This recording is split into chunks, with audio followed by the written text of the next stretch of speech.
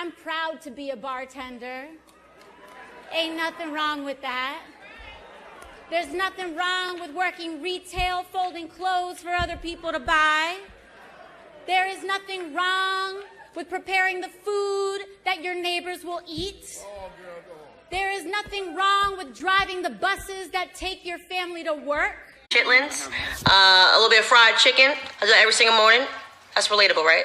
I do that every single morning. Black America, what's going on, Black America?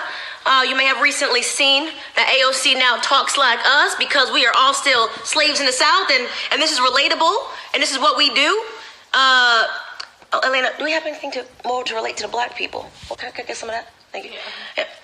I was just having some hot sauce here, and this morning I just drink it in the morning because I'm so relatable to Black people. Lordy, I eat this hot sauce every single morning. Truly, that isn't how she normally talks. Go watch her interviews on CNN. Go look at her grilling people in congressional hearings. The tone, the accent, the slang, it's all missing there. So why bring it out now? Guys, let me just say something to take a serious second. I genuinely want to understand, if you are a Black person, why are you voting Democrat anymore? I mean, I could make a joke here and we could say that it's insulting. It's actually just funny now.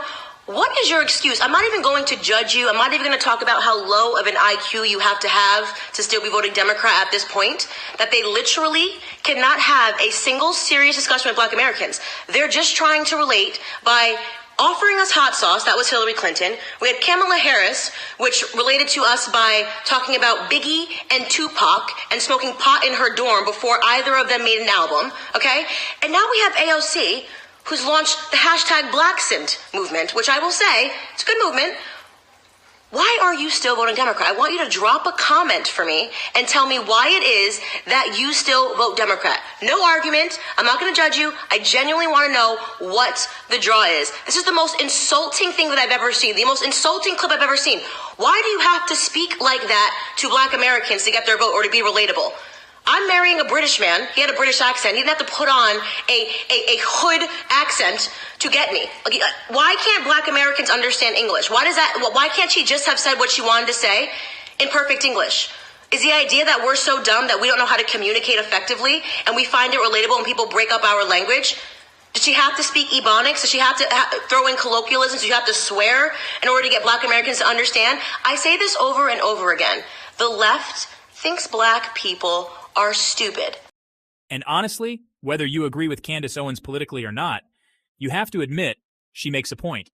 When politicians shift their dialects to sound more urban or Southern in Black communities, what are they really saying? Is the assumption that Black or Latino Americans will only listen if you quote Cardi B or talk about hot sauce? Literally stupid, okay? I make the Cardi B joke. They'll probably literally have her performing for whoever their candidate is in 2020. People say, how can you support Trump? Trump speaks the exact same way, whether he's in the room with people that are white, Hispanic, Black. I've done all Black events with Trump. I've been at events with people in front of the RNC. Trump speaks the exact same way no matter what room you are in because he respects us. He respects us enough to tell us the truth. You're offended when Trump asks us, what do we have to lose? But you're not offended when AOC speaks in a broken Southern accent to relate to us because we're still slaves?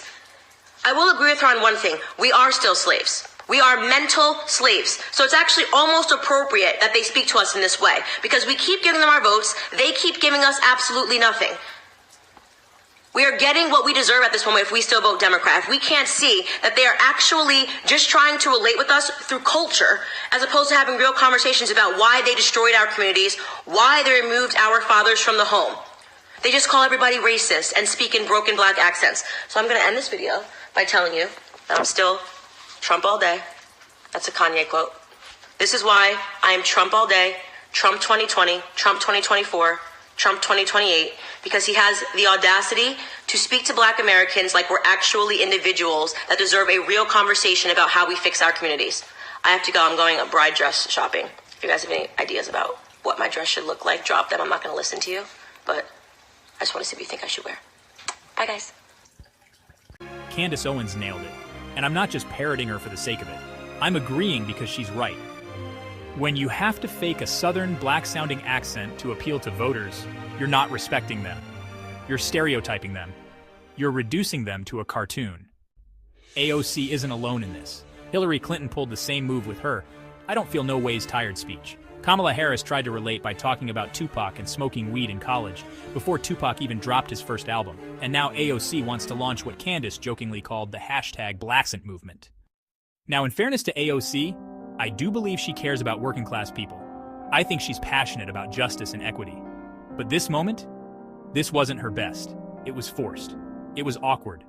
And to a lot of people, it felt fake. And if your message is real, why not just say it plainly? Why not trust that people will connect with you because of your ideas, not your inflection? Let me know what you think in the comments. Was it a harmless moment? Was it cringe? Was it a genuine effort? I'm genuinely curious where others stand on this. Thanks for watching, and whether you vote red, blue, or somewhere in between, stay smart, stay respectful, and stay engaged. See you in the next one.